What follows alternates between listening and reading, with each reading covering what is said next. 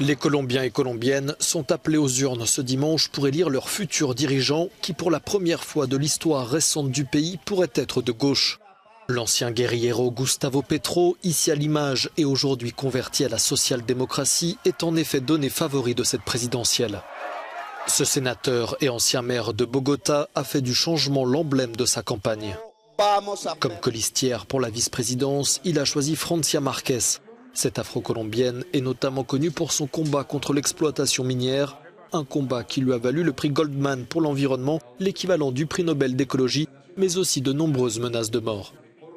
Ce duo promet la justice sociale, le retour à la paix, la transition verte et la lutte contre l'économie prédatrice et l'autoritarisme. Dans cette élection, ils auront face à eux le candidat conservateur Federico Gutiérrez qui promet ordre et sécurité.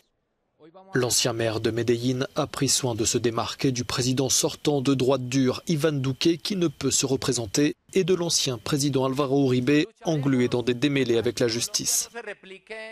Parmi les autres candidats figure notamment Rodolfo Hernández, un entrepreneur au discours populiste auquel s'est ralliée la candidate franco-colombienne Ingrid Betancourt.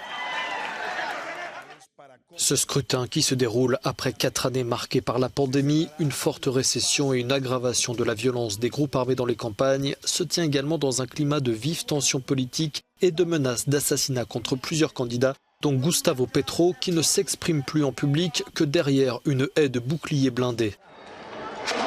La grève nationale du printemps 2021 qui a été sévèrement réprimée par la police a révélé l'ampleur des frustrations populaires face à la pauvreté et aux inégalités. Au cours du dernier mandat, aucune grande réforme de fond n'a été entreprise pour répondre à cette demande de justice sociale.